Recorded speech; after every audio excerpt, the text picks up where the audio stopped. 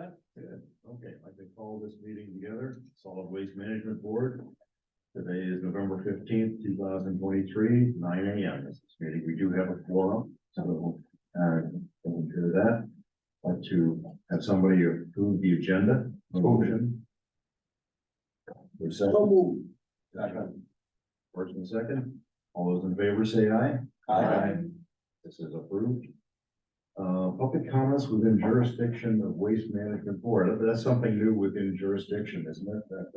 Yeah, it was a recommendation that Corporation Council has made to all the different committees and boards. That's good. Not just agenda item topics, it can be anything within the jurisdiction of the commissioner board and stuff. Are there any public? There's nobody on, is there? Okay, so nobody here. Communications shared by Solid Waste Management Board members. Anything? Have anything? My wife said that it's got to be short, so. She knows Christmas lights have to go off. If I get a little brief, just say, Jim, slow down. Okay. Okay, there were two sets of minutes that went out. I'm not sure why the other one went, but we're only going to consider the approval of the October 18th. We've previously done the one in, what was it, September? Yeah. We had done that, so. Can I have a motion? Second, all in favor, say aye. Aye. Approval of minutes. Okay, first item is discussion action on the yard waste and brush recycling program. That has an update for you here. We had a change kind of come out of left field, so we wanted to brief you on what the news is and how we're going to address it moving. Thank you. Yep. As you're probably aware, we've been using UW Oshkosh biogas program as our downstream vendor for the ground brush and yard waste that we produce here on site. And that's been in use for the past 10 years, give or take. On October 24th, about 3 months after I last spoke with Brian laying off down there at UWO Biogas, I did receive an email from him stating that he's sorry to have to announce it, but with the recent financial announcements regarding UW Oshkosh funding, they've decided to shut down the biogas program entirely. And staff there were surprised by the decision. Sorry for the short notice because of the long working relationship we had with them. And they were unfortunately not able to accept any other yard waste from us going forward. Just like that, shut us off completely. We did have a pile of ground material in the back here in the yard. We did have a whole brush in the yard here, and we did have quite a pile of leaves. And October, November, we get hit pretty hard with inbound leaves. So I knew I needed to move on it fast. Overall, for the year, we averaged about 2,300 tons of this material year inbound. The tipping fee, just a little bit more history here. The tipping fee we're currently charged is $34 per ton. That is set to cover grinding costs, load out costs. UW Oshkosh tipping fee that we were paying, their hauling charges were included in that tipping fee. And it was run as a break-even program. Near, more or less, we were making our expenses were about $31 a ton. So we weren't setting it as a money maker program. We just wanted to make sure that we covered our fees along the way. For the short term, we went into problem solving mode. We made short-term arrangements. First of all, our ground wood waste, everything that's processed through our grinder, is being hauled out by Best Enterprises to Brown County South Landfill for beneficial use. Their landfill is permitted to use that to cover for road stabilization. When it gets wet and muddy, they get put chipped wood down to help stabilize the driving surfaces. The initial cost, now I have 2 weeks worth of data, so I don't have a lot of information here, but over the 2 weeks worth of data I do have, the initial cost was trending about $29.50 per ton. That includes our hauling, our tipping fee paid at Brown County, the grinding costs and load out costs we have in the department here.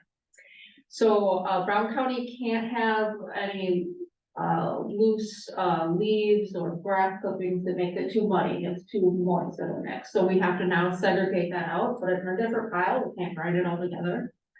So I had to find an outlet specific to that material. We were able to come up with Zilgus. They have a compost type operation, a soil amendment operation, or in Eureka. They process soil there and they sell it to their customers. So we made arrangements with them. Zilgus does the hauling.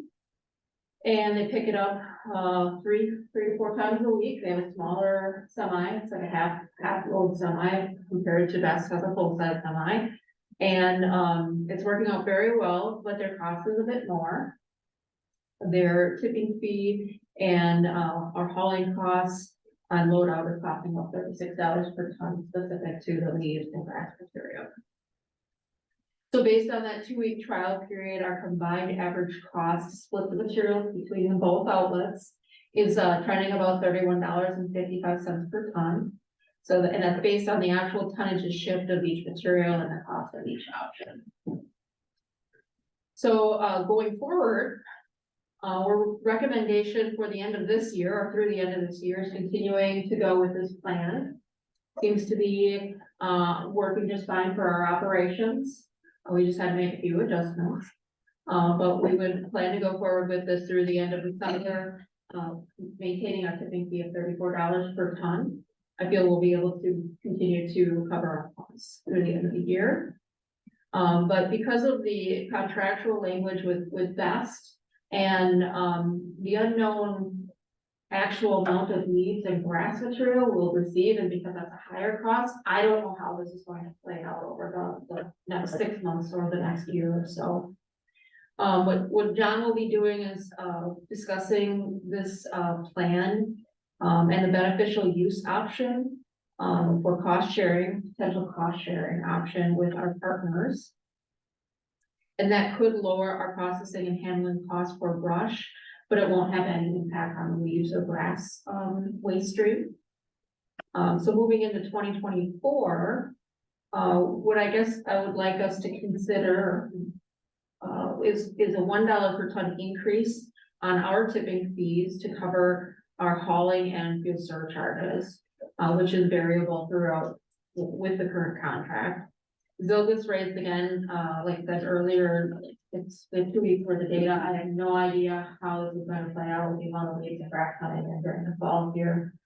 I'd like to increase it by $1 so I have time to continue to evaluate our program costs into 2024.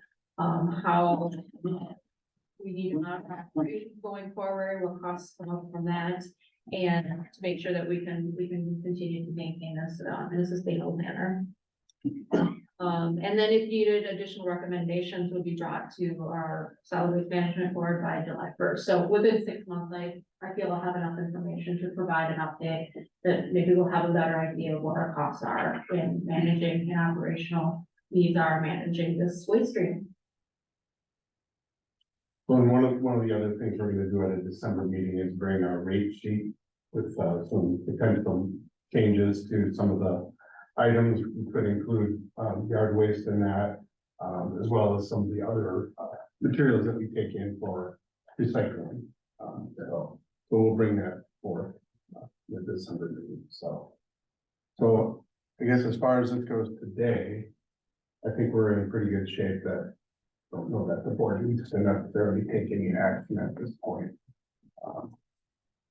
We just wanted to update you on like a last minute change that we had to make. And Scott, have you talked to the city of Oshkosh to see what they're doing with their leaves and grass?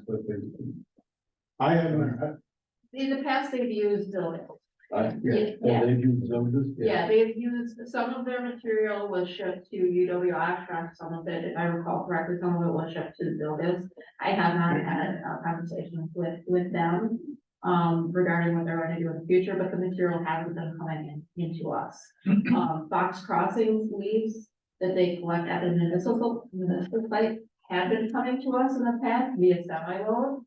And so luckily I was able to divert that material so that it would go through a different vendor over the short term. Now, I did tell the municipal staff up there that, you know, we're still in problem solving mode. We're still trying to figure out how to make this play out over the long term. So it's not like the material has to go outside of our system.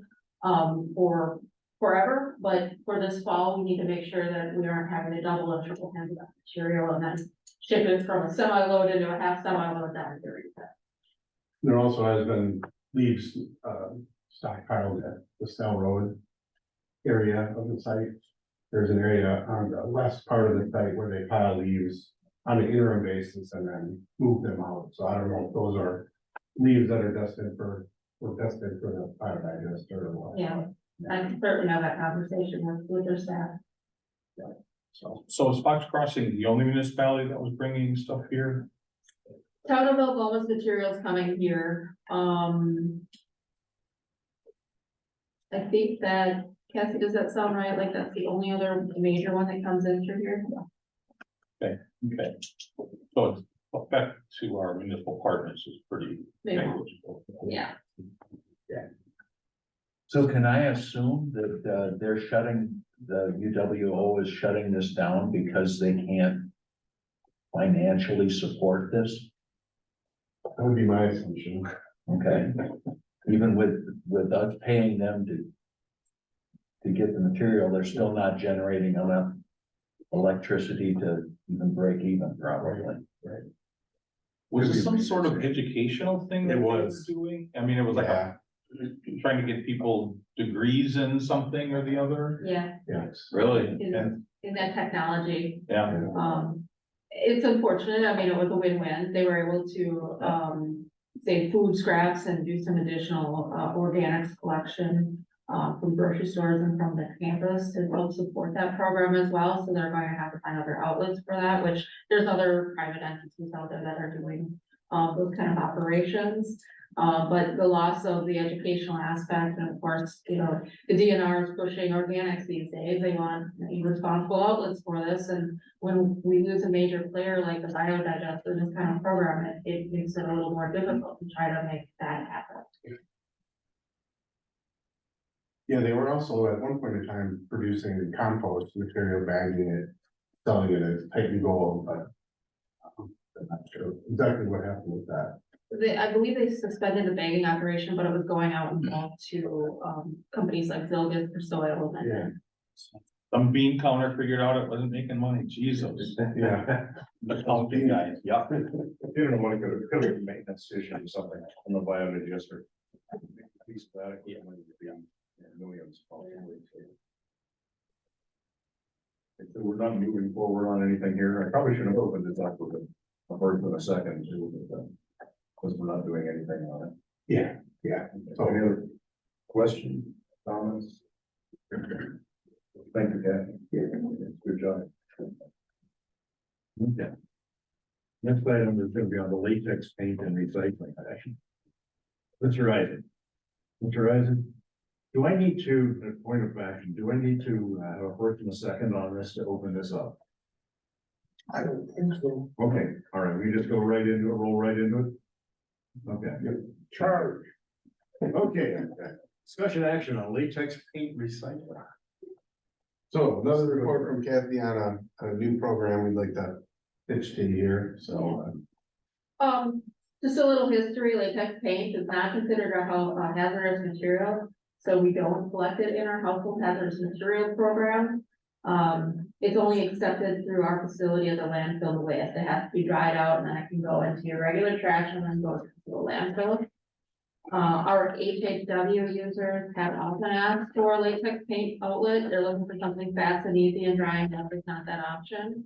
Brown County Hazardous Material Recovery is the only county in our boat system that offers a latex paint recycling program. They charge $1.15 per pound, and it's staffed by a Brown County person. So that's a year-round facility. They're able to staff it to collect fees, and then they actually go through a recycler to recycle that paint. However, last fall, Outagamie County Recycling Recovery Park began accepting a liquid latex paint for use in their landfill as alternative daily cover, it's ADC. That started October of 2022. Their pilot program had 180 transactions and 1,200 gallons collected within the first year. Their tipping fee is $1 for up to 5 gallons, and users pay at the scale and then have to go dump their paint into a collection tote. Their program is a both shared expense because the material is used beneficially at the landfill. And, I've been in communication with Greg, who's currently their director.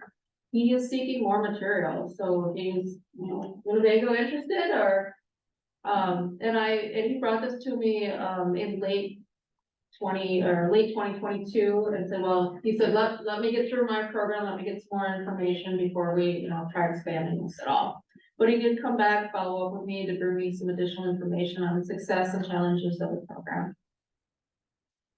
So after consideration of the demand and, the changes that we've considered to our household hazardous material collection, I thought it would be potentially beneficial to the bow and potentially feel good program if we offered a latex paint collection site here on property. It would be open anytime our landfill facility is open here. So it's 7 to 3 Monday through Friday, 7 to noon on Saturday. Same process, we collect a tipping fee, the user goes and dumps it themselves.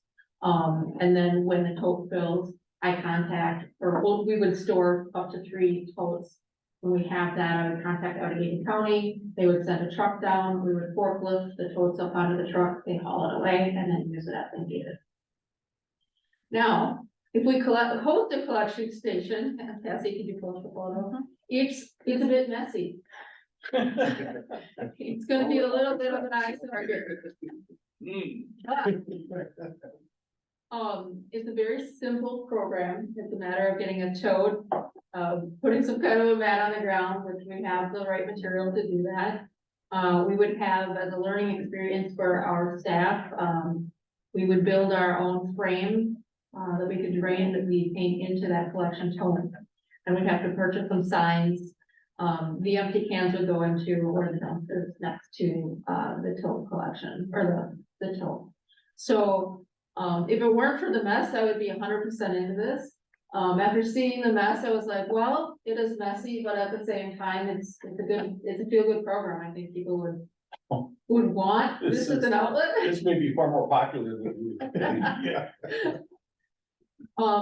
Very little cost to us. I'm out there, we have staff out in the yard anyway, doing inspections, walking through, so if there's additional cans to clean up, or if people need additional instructions, we would have staff available at the beginning of this program to kind of keep a closer on it, to give the educational, outreach, instructions, whatever it takes to try to keep it well maintained.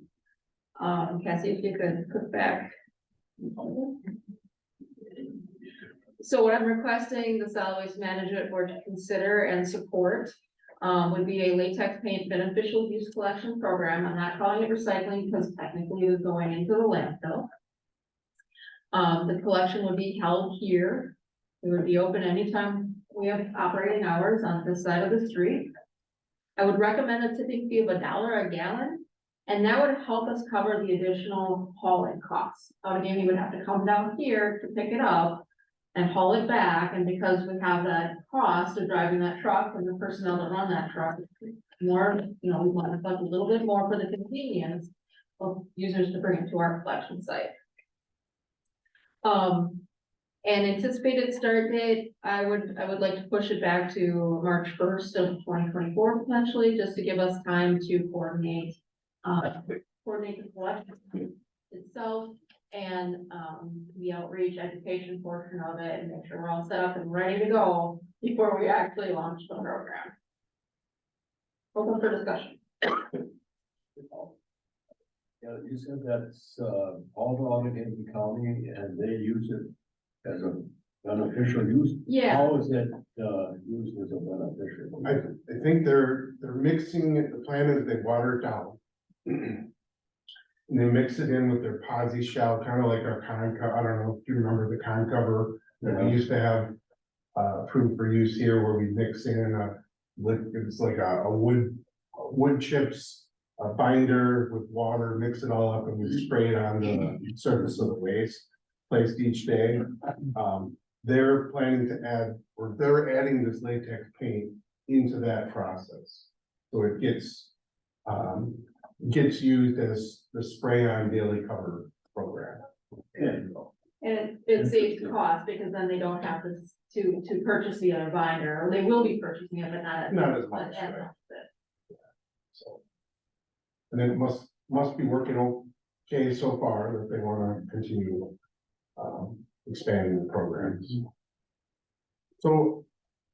So just so not a big thing, but the dollar a gallon, are people gonna be on their honor, or how are you going to calculate that? It would be, like anything else we collect, they come into the scale, they would say, I have 5 gallons, $5. That's what, okay, so although but they might have 13 half gallons and, Yeah, 9 quarter, they're on their honor, just say, this is what I've got, you say, thank you, and that's. yeah, we handle it the same way with the antifreeze, $1. Yeah, okay, If that- they have 3 got it. half gallons, well, okay, Sure, we'll round it down sure. to $1, yeah. So the only question I have, you have that one picture of that pump station. Knowing a little bit about those totes, are they cutting the complete top off that bladder? No, they have, Do they have a, within the frame system, there's actually a pan that angles down, so it fits into the actual neck of the tote, and then the cap will go on it afterwards. okay. I was gonna say, transport would be Yeah. interesting. But it looked like the paint was kind of going everywhere in that. Yeah, I guess just a thought, is there, some sort of funnel you could put on the top of the thing to not, cause yeah, like you say, when it goes in like that, it's all over. It's something that we could certainly discuss with the staff that would be charged with creating this, if we want a lip on that to help funnel material into the grading system. It's something that they're going to fabricate it. We'll fabricate it right here on site. Some of our guys Yeah. have those skills, so it's something that if we feel we can modify or improve the design, we'll certainly work towards that to try to help. Another thing is height. Those slopes are about 4.5 feet tall. And I think people may be struggling a little bit. Well, yeah, if they've got a 5 gallon, whatever, I guess that's my thought is it's messy for our folks, but it's gonna be pretty messy for the folks Yeah, doing it, which may not please them very well. So Right. I don't know, maybe sell rain slippers or something. I have questions too. How, refresh my memory on this, we accept the lead-based paint.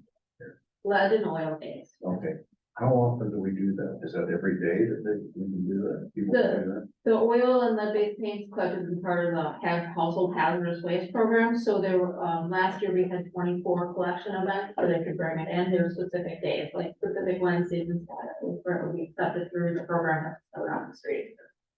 Since we're already have it set up, is that $1 a gallon also? So that program is free. That's free, okay. Stop that now, because I was thinking if we already accept it that way.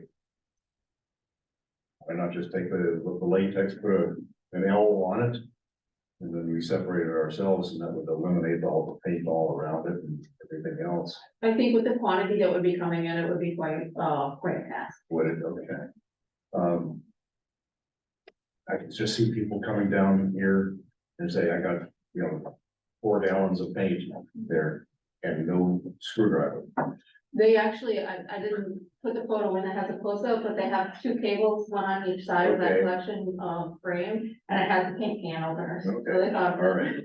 So We would do the you can same. elevate that up, let us. Yeah. I that's saw what it, they I think it say. was Foxcroft, they had the stairs that went up to a place and they dumped their motor oil and then we have that too. But, we could elevate Mhm. so that it is not all over the place. Yeah, and that's certainly something that we would continue to think about how to best design. And So it's not necessarily the honor system on this, they have to pay at the gate here, yes, okay? yeah, but what they report, we're not going to go over how many gallons they No. have, like the light bulbs that come in.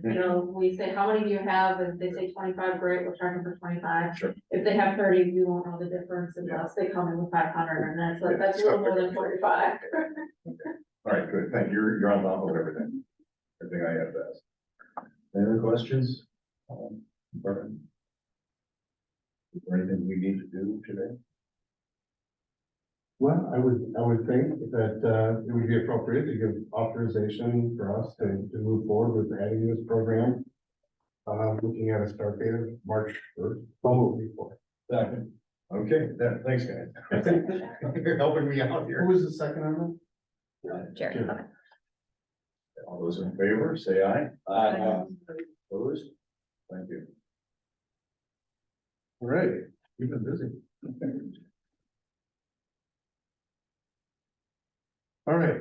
Director's report. I guess we got a little different format here for the director's report again, which is based on recommendations by corporation council that that when the agendas are drafted, we at least bulletize some of the items that we're gonna be talking about within the director's report, and then we have to stay on those bulletized topics only. So I guess I wanted to just run through, I don't know if you can pull up my summary. Please, yeah. So first thing is the budget. We had our budget deliberations started on October 30th, and the board got through the budget and approved it on November 1st. I was down there on the 31st. And was able to get through our discussion, and it went well.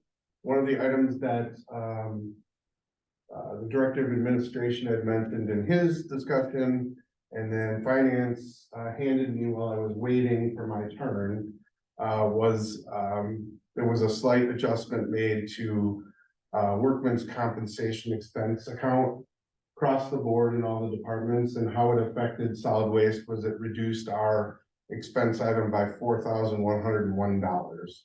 And the explanation was it was just a miscalculation that they caught after the fact. So the board made this adjustment to ours. We adjusted our budget documents and got those approved. So the bottom line now, our 2024 budget is a deficit of 537,410. And if anyone would like a final version with this number as a packet, and certainly I have a PDF that I can send out to anyone who wants it, or all of the board if you'd like it. So, the next item is gas to energy. We're still chugging along. We're trying to run 2 or 3 engines during on-peak times, and then 1 or 2 engines during off-peak times, just like we have been doing. One of the things that Clint has been successful is we've been running the 2 big engines during the day, even overnight. But as this weather cools down a little bit more, it's probably going to become more of a challenge, but still maintaining good methane content and low oxygen. So it's working well. When Clint's on vacation, you'll see the flare running. See revenues, we had a little glitch in our WPS checks, but we got notification yesterday. October 2023, we had 54,485, and 2023 year to date is now 610,205. So we've well exceeded our budget amount, and that just is a result of, I think, a little higher engine uptime, and then our rate that we're getting paid for WPS was a little more than what we had planned last year during the budget period. So the rates from WPS are still floating around. They changed a little bit in October, not a significant amount. The blended rate is now about 6 cents a kilowatt hour. So it is moving around, but we're still remaining profitable in that regard. The West Bean landfill gas beneficial use proposal, we had talked about bringing it back to the board at this meeting. But in the early part of November, it was kind of not to the point where I wanted to bring it to the board at this time. So I've talked to Chris Anderson at both, and we're gonna have it at one of the December meetings, probably that second December meeting. So just a revamp, going through the calculations in a little more detail to kind of look at the financial benefits to that option for us. And I think one of the biggest things is the capital standpoint, the willingness to provide, $1.5 million in capital to fund our, equipment upgrades, so. WDNR air permit, every 2 years, they come and do a all-day, on-site compliance inspection. So that took place on October 23rd. Started in the office here, going through a litany of, electronic records, of compliance items, looking at, wellhead monitoring information to, engine maintenance records to oil testing frequencies, or oil change frequencies, so, after the onsite in this office meeting, there was a break for lunch, and then, the DNR air permit person wanted to physically look at the different, control, technologies, whether it be engines or flares, that sort of thing, so. Then it was also, we had a list of items that, she had requested, us to send to them, so we followed it up the following week with an email that included a number of additional documents she wanted to see. And once she got the information and had all her questions answered, then she issued a full compliance report on November 6th. So should be good for another 2-year period of time, but there's a lot of record keeping that needs to take place with the program. That can be a challenge at times, so. The next item I wanted to mention is Sunnyview landfill master planning. We have been working with both kind of behind the scenes for the last 6 months, looking at master planning efforts for this Sunnyview landfill campus, I want to say. So the north side of County Road Y, kind of our facility here, where our drop-off areas are. And also looking at the area south of County Road Y, the transfer station facility itself. Looking at potential options for a new transfer station, a replacement transfer station. Looking at different options for reconfiguring things on this side of the street, based on the current programs we have in place. We've gone through a couple different iterations and gotten feedback from the operations team here. And plan would be, one of the meetings in the first quarter of 2024 is to bring the full people in with the current plans and kind of walk through the ideas that we have with you. At that point, we'll hopefully have some cost information. It's great to come up with a wish list of this, that, and the other, but until we really can hone in on the cost impacts, it's hard to make some decisions. So we've been working on it. I just wanted to mention it to the board. The last meeting, we talked about floor replacement project in the transfer station. We had kind of an aggressive schedule to try to get the project bid out in November and constructed in December, but the stars didn't align quite right, and we're having to push it back. Fourth is revamping the design plans. We need to do some work with our purchasing department on the upfront document.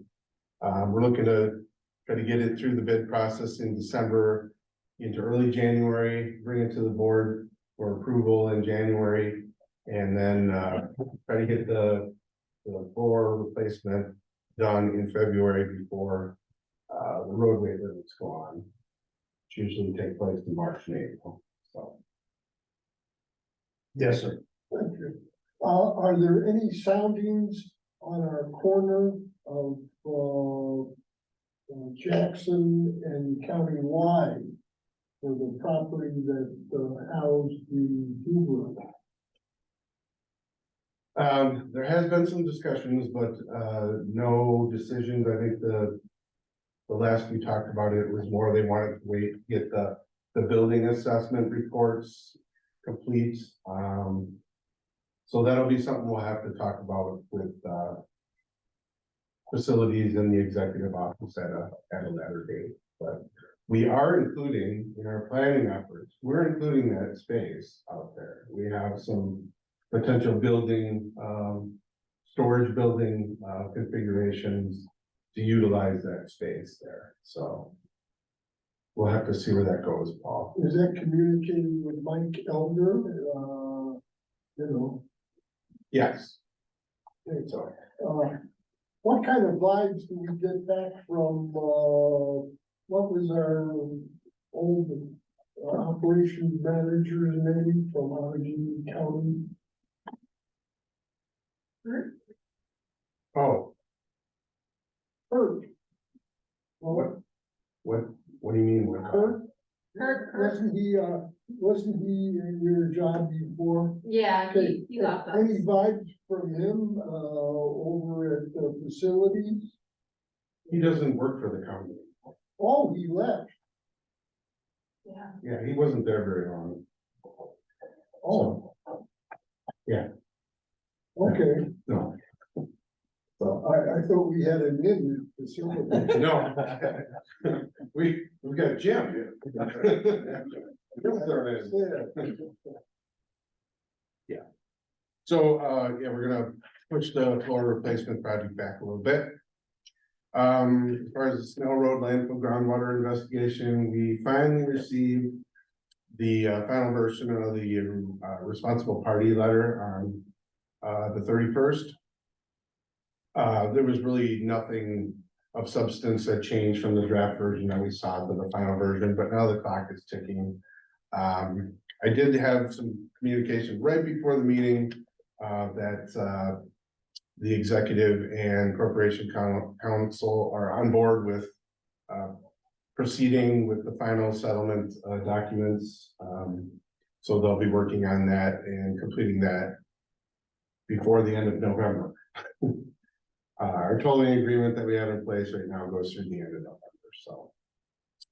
And the last item here, I just wanted to kind of circle back and let you know that while I wasn't able to get the USDA person on site to inspect our facilities and give I guess, a fine-tuned proposal, we discussed enough in detail that he was comfortable with giving us some estimated numbers if the board were to consider this.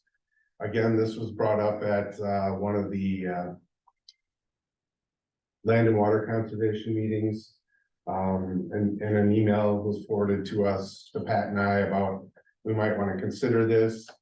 So we looked at what it would cost to have USDA come in with, essentially sharpshooters, and take 20 deer from this site, 20 deer from the Snell Road landfill site, over a period of 2 to 4 evenings. They thought it would cost about $6,000 to $8,000 for that endeavor. Deer processing goes for about $100 a deer. So 20 deer is $2,000, where the meat would be donated to a local food pantry. So total cost $8,000 to $10,000 to take 20 deer. So you're looking at $400 to $500 a deer for that effort. Doug Nelson obviously saw the agenda, but is not here today. And left me a message yesterday indicating that he didn't agree with, hiring USDA to do this work. He thinks there's better outlets for herd reduction, such as a disabled hunt or a youth hunt, etc. I know this idea has been pitched a couple different times when the city of Oshkosh Parks does some deer counts around our area. But I guess it's never really got to the point of doing anything. The deer kind of come and go when the crops are up there, out in the fields. When the crops are down and the hunters come out, and they tend to come on our sites for protection. Yeah, I don't know. I know back when the city of Oshkosh was looking at hiring USDA to come in at the old Vulcan quarry. once word got out that they were going to do that, the public didn't like the idea too much. I know we were on their, council agenda for single stream recycling at the time. And we sat down, we got off the elevator and to hundreds of people with signs, don't kill Bambi, you know, and sat waiting for our agenda item until after midnight, so.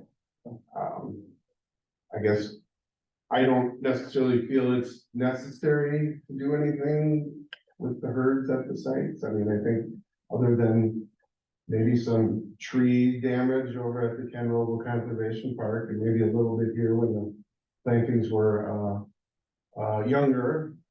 We kind of like the deer around here.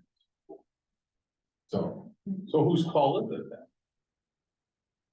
To do this or not do it? Is it this board or? yeah, I would say the board. So. I don't think we have a problem, is what it Yeah. sounds like. No. Yeah. Okay, so they. So I just wanted to circle back, get the information from USDA, because there was some question of whether it was free. It's not free. Yeah, it would be nice to make a donation to a local food pantry, but there's the cost of it, so. So I just wanted to present that information. If it's something the board wanted to consider in the future, they could.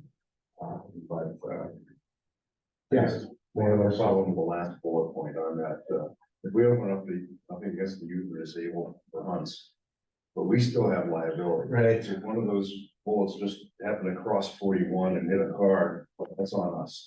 Yeah. On that. And I have a real problem with it. USDA wants to take it and there'd be our contractor on it, that's a different thing. If they're bringing charge stewards at night, they know what they're doing. Yeah. We're not gonna take a wild shot. Yeah. I feel a lot better. Yeah, get ready for a fight. That's the other family, it's not worth it. Yeah, yeah. Well, too bad. So that was the last item on my director's report, so. Yes, sir. Yeah, I have to, apologize for not getting more involved myself by, viewing the Ken Rogel Park. But Supervisor Bender was bad mouthing Ken Rogel, at the, budget session. And, although I haven't read it myself, would there be any observations or comments that you could share with us about his assessment that it is a northern property, it's not up to standard? Yes, what I can say is, I did hear some of those comments and it's a little disturbing to me. But I have been having conversations with the Parks Director. And I know Mike had requested a report on it. And Adam Reese is gonna come to a future meeting with his staff person and talk through park maintenance, park usage, weeds on the trail, weeds in the pond. You know, we've worked to get a contract in place where we're gonna do weed control in the spring. And I know Parks has requested some equipment to help better manage that gravel trail as far as for weeds and whatnot, so. I think we're getting a little bit off Yeah, this. So I'm not sure we're allowed to discuss the Ken Rogel right now. yeah. Future agenda item. Absolutely, as soon as possible, if this is in the bloodstream at the county or the park, you know, Yeah, park committee or whatever, I'd very much like to get a status report and including whatever the perception is Yeah, of what's going on over there and the value of it and so on. Can we put that on the agenda for next, Yeah, meeting? yes, that'd be the next item. You're done. Are you done? We get to it, we may wanna take it over. Affected the parks. Okay, there were 7 items here. Anybody have any questions about anything here? Comments, concerns, issues?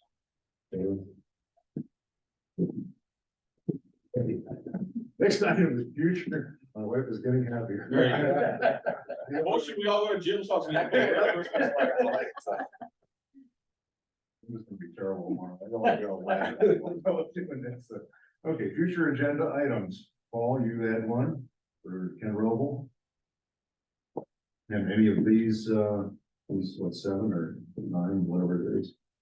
Items, anybody have anything that they wanna see again next month?